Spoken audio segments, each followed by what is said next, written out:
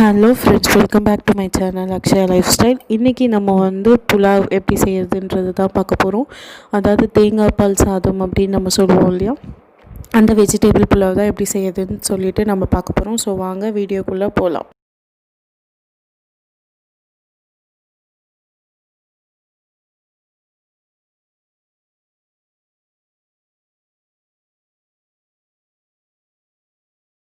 பார்த்திங்கன்னா, நான் ஒரு ப்ரெஷர் குக்கரில் எண்ணெய் எடுத்திருக்கேன். 2-3 டேபிள் ஸ்பூன் எண்ணெய் எடுத்திருக்கேன். அதில் 1 டேபிள் ஸ்பூன் நெய் ஆட் பண்ணிக்க போகிறேன். அது ஒரு ஃப்ளேவருக்காக நல்ல ஒரு அரோமா கொடுக்கும் அப்படின்றதுக்காக அந்த நெய் நான் ஆட் பண்ணியிருக்கேன். உங்களுக்கு நெய் வேணான்னா நீங்கள் ஸ்கிப் பண்ணிக்கலாம். இப்போ பாஸ்மதி அரிசியை நான் ஒரு 10 to 15 மினிட்ஸாக ஊற வச்சுருக்கேன். செய்யறதுக்கு முன்னாடி நீங்கள் இந்த மாதிரி எடுத்து வச்சுக்கோங்க. எடுத்து வச்சுட்டு நம்ம இப்போ இதில் என்ன ஆட் பண்ண போகிறோம்னா, பிரிஞ்சி இலை, அதுக்கப்புறம் பட்டை, ஏலக்காய், கிராம்பு இதை போட்டு நம்ம இப்போ ஃப்ரை பண்ணிக்க போகிறோம். லைட்டாக ரோஸ்ட் பண்ணி எடுத்துகிட்டு ஆனியனை அதில் ஆட் பண்ணிக்க போகிறோம். நான் இந்த மாதிரி நீட்டமாக கட் பண்ணியிருக்கேன். நம்ம ஃப்ரைட் ரைஸ் அந்த மாதிரி இருக்கிறதுக்கெலாம் நம்ம கட் பண்ணுவோம் இல்லையா, அந்த மாதிரி கட் பண்ணிக்கிட்டால் தான் இதுக்கு நல்லாயிருக்கும். ஸோ உங்களுக்கு எவ்வளோ ஆனியன் வேணுமோ அதுக்கேற்ற மாதிரி நீங்கள் கட் பண்ணிக்கலாம். நான் ஒரு 4 ஆனியன் எடுத்திருக்கேன். ஸோ இந்த புலாவ் நான் இப்போ செய்கிற புலாவ் பார்த்திங்கன்னா ஒரு 3-4 பேர் தாராளமாக சாப்பிடக்கூடிய அளவுக்கு இருக்கும். நல்ல ஆனியன் கொஞ்சம் ஃப்ரை ஆகணும், கோல்டன் ப்ரௌன் கலரில், ரொம்ப இதாகக்கூடாது.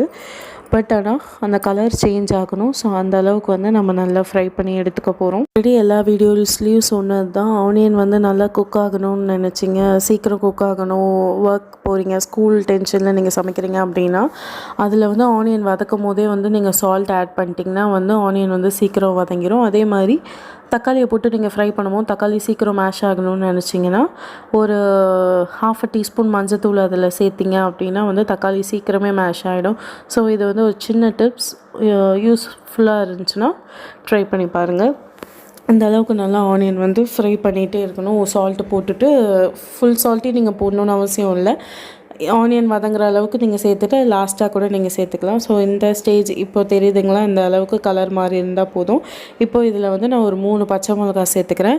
உங்களுக்கு காரத்துக்கு ஏற்ற மாதிரி நீங்கள் போட்டுக்கலாம். குழந்தைங்க இருக்காங்கன்னா காரம் கம்மியாக சேர்த்துக்கோங்க. இப்போ நீங்கள் பெரியவங்க சாப்பிட்றீங்க அப்படின்னா உங்களுக்கு ஏற்ற மாதிரி நீங்கள் காரத்தை அட்ஜஸ்ட் பண்ணிக்கலாம். ஒரு 4-5 வரைக்கும் போட்டுக்கலாம். அதுக்கு மேலே போச்சுன்னா காரம் கொஞ்சம் அதிகமாகவே தெரியும். ஸோ இந்த மாதிரி பச்சை மிளகாய் நல்லா வதங்கினதுக்கப்புறம் நம்ம இஞ்சி பூண்டு பேஸ்ட்டு சேர்த்துக்க போகிறோம். இஞ்சி பூண்டு நம்ம ஆனியனோடையே வதக்கும் போது அதில் இருக்க ரா ஸ்மெல்லும் போயிடும். ப்ளஸ் அந்த ஆயில் ப்ளஸ் நெய்யோடு அது வதங்கும் போது நல்ல ஃப்ளேவரும் கொடுக்கும். அதனால தான் இஞ்சி பூண்டை நம்ம முன்னாடியே சேர்த்துக்கிறோம். அந்த ஸ்மெல் பிடிக்காமல் இருப்பாங்க இல்லையா, இஞ்சி பூண்டு ஸ்மெல் பிடிக்காமல் இருக்கவங்களுக்கு இந்த மாதிரி முன்னாடியே எண்ணெயோடு சேர்த்து இது பண்ணிட்டாங்கன்னா ஈஸியாக இருக்கும். லாஸ்ட்டாக நம்ம தக்காளி போட்டதுக்கப்புறம் போடணும் அப்படின்னு சொல்லிட்டு அவசியம் இருக்காது. நான் வெறும் ஒரே ஒரு தக்காளி தான் இதில் ஆட் பண்ணியிருக்கேன். நான் அதிகமாக ஆட் பண்ணலை. ஒரு 4 வெங்காயம் எடுத்திருக்கேன்னு நினைக்கிறேன். பெரிய வெங்காயம் 4 வெங்காயம் நான் எடுத்திருக்கேன். நீங்கள் சைஸ் எப்படி இருக்கோ நீங்கள் அந்த மாதிரி எடுத்துக்கோங்க. பட் ஆனால் தக்காளி ஒரு தக்காளியே போதும். பிகாஸ் அது ஜஸ்ட் அதுவும் அந்த புளிப்பு ஃப்ளேவர் வரும் இல்லையா, அதுக்காக மட்டும்தான் நம்ம இது பண்ணுறது. ஸோ புலாவுக்கு அவ்வளோவா அது தேவைப்படாது. இந்த மாதிரி நல்லா தக்காளி நல்லா வதங்கணும். நல்லா இதில் நீங்கள் மஞ்சத்தூள் ஆட் பண்ணிடக்கூடாது. புலாவ் ஒயிட் கலரில் இருக்கனால இதில் நம்ம மஞ்சத்தூள் ஆட் பண்ணிடக்கூடாது. பட்டாணி சேர்த்துக்கிறேன் நான். நம்ம பச்சை பட்டாணி சீசன் இல்லையா இது, அதனால் இதில் நான் கொஞ்சோண்டு பட்டாணி ஆட் பண்ணிக்கிறேன். பட்டாணி எல்லா சீசன்லையும் கிடைக்கும்னு சொல்ல முடியாது. நீங்கள் அதுக்கேற்ற மாதிரி இது பண்ணிக்கோங்க. மற்றதெல்லாம் உங்கள் ஆப்ஷன் தான். பட்டாணி நீங்கள் போடணும் அப்படின்றது கிடையாது. இப்போ கொத்தமல்லி, புதினா ஒரு கையளவு, ரெண்டுமே ஒரே கையளவு தான் எடுத்திருக்கேன் நான். கொத்தமல்லி தனியாக, புதினா தனியாக எடுக்கலை. ரெண்டுத்தையும் சேர்த்து ஒரே கையளவு நான் எடுத்திருக்கேன். போட்டுட்டு நல்லா இந்த மாதிரி கிளறி விட்டுக்கோங்க. கிளறி விட்டுட்டு காயோட வெங்காயம், பட்டாணி இதெல்லாம் கோட் ஆகிற அளவுக்கு கிளறி விட்டுக்கோங்க. இப்போ நம்ம தேங்காய் பால் ரெடி பண்ண போகிறோம். நீங்கள் தேங்காய் எடுத்துகிட்டு அதை மிக்சியில் போட்டு நீங்கள் அரைச்சி தேங்காய் பால் எப்படி எடுப்பீங்களோ இடியாப்பத்துக்கு அந்த மாதிரி எடுத்துக்கோங்க. நான் ஒரு பவுல் ஃபுல்லாக எடுத்திருக்கேன். அதுலேருந்து எனக்கு தேவையான அளவு, அதாவது நான் எடுத்திருக்க அரிசிக்கு தேவையான அளவு மட்டும் நான் இதில் ஆட் பண்ணிக்கிறேன். இந்த பவுலில் நான் ஒரு 3 பவுல்ஸ் மட்டும் நான் ஆட் பண்ணுறேன். அதுக்கேற்ற மாதிரி தான் நான் தேங்காய் பால் எடுத்திருக்கேன், அதிகமாகலாம் நான் எடுக்கலை. ஸோ அதில் இருக்கிறத வந்து டிவைட் பண்ணி உங்களுக்கு காட்டுறதுக்காக நான் செய்கிறேன். இதில் வந்து நம்ம எக்ஸ்ட்ராவாக வாட்டரோ இல்லை எதுவுமே நம்ம இது பண்ண போகிறதில்ல. இந்த மாதிரி நல்லா கிளறி விட்டுருங்க. லைட்டாக அது கொதி வரும்போது டேஸ்ட் செக் பண்ணிக்கோங்க. டேஸ்ட் சால்ட் எதுவும் அதிகமாக இருக்கா கம்மியாக இருக்கான்ற மாதிரி டேஸ்ட்டு செக் பண்ணிக்கோங்க. காரம் கரெக்டாக இருக்கான்னு பாருங்கள். காரம் கரெக்டாக இல்லை, கொஞ்சம் கம்மியாக இருக்க மாதிரி தெரிஞ்சுன்னா இப்போ கூட நீங்கள் லைட்டாக ஒரு பெப்பர் போட்டு விட்டுட்டு இது பண்ணிக்கலாம். இப்போ நம்ம ஊற வச்சுருக்க அரிசியை வந்து நம்ம இது கூட சேர்த்து ஆட் பண்ண போகிறோம். ஆட் பண்ணிவிட்டு ப்ரெஷர் குக்கரில் ஒரு விசில் வச்சு எடுக்க போகிறோம், அவ்வளோதான். ஸோ நீங்கள் வந்து கொஞ்சம் சாப்பாடு செய்யறதுக்கு முன்னாடியே வந்து அரிசியை ஊற வச்சிட்டிங்கன்னா இந்த அளவுக்கு கொஞ்சம் பெருசாக இருக்கும்.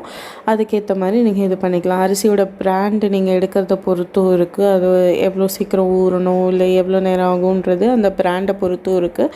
ஸோ வந்து பார்த்து நீங்கள் இது பண்ணிக்கோங்க. இப்போது இந்த மாதிரி வந்து நம்ம அரிசியை போட்டு வச்சுட்டோம். இப்போது நம்ம ப்ரெஷர் குக்கரை மூடிடலாம். மூடிட்டு ஒரே ஒரு விசில் விட்டால் போதும். 2-3 விசில்லாம் விட்டிங்கன்னா சாப்பாடு குழஞ்சிரும். ஒரே ஒரு விசில் விட்டால் போதுமாக கரெக்டாக இருக்கும். ஸோ ஒரு விசில் வந்ததுக்கப்புறமா சாப்பாடு எப்படி இருக்குன்றதை பார்க்கலாம். ஸோ ஃப்ரெண்ட்ஸ், நம்ம தேங்காய் பால் புலாவ் சூப்பராக ரெடி ஆயிடுச்சு. உங்களுக்கு இந்த ரெசிபி பிடிச்சிருக்கும்னு நினைக்கிறேன். பிடிச்சிருந்தா ட்ரை பண்ணி பார்த்துட்டு எப்படி இருக்குதுன்னு சொல்லுங்கள். உங்கள் ஃபீட்பேக்கை கீழே கமெண்ட்டில் சொல்லுங்கள். செஞ்சு பார்த்துட்டு இன்ஸ்டாகிராமில் எனக்கு டேக் பண்ணி ஃபோட்டோஸ் போடுங்க. லைக் பண்ணுங்கள், ஷேர் பண்ணுங்கள், சப்ஸ்கிரைப் பண்ணுங்கள். கூடவே பக்கத்தில் இருக்க பெல் ஐக்கானை கிளிக் பண்ணிக்கோங்க. அப்போ தான் நான் போடுற வீடியோஸ்க்கான நோட்டிஃபிகேஷன் உங்களுக்கு ரெகுலராக வரும். ஓகே ஃப்ரெண்ட்ஸ், நான் இதோட நெக்ஸ்ட் இன்ட்ரெஸ்டிங்கான டாபிக் இல்லை நெக்ஸ்ட் குக்கிங் வீடியோவில் உங்களை நான் சீக்கிரமே மீட் பண்ணுறேன். அது வரைக்கும் டேக் கேர், பாய், சேஃபாக இருங்க.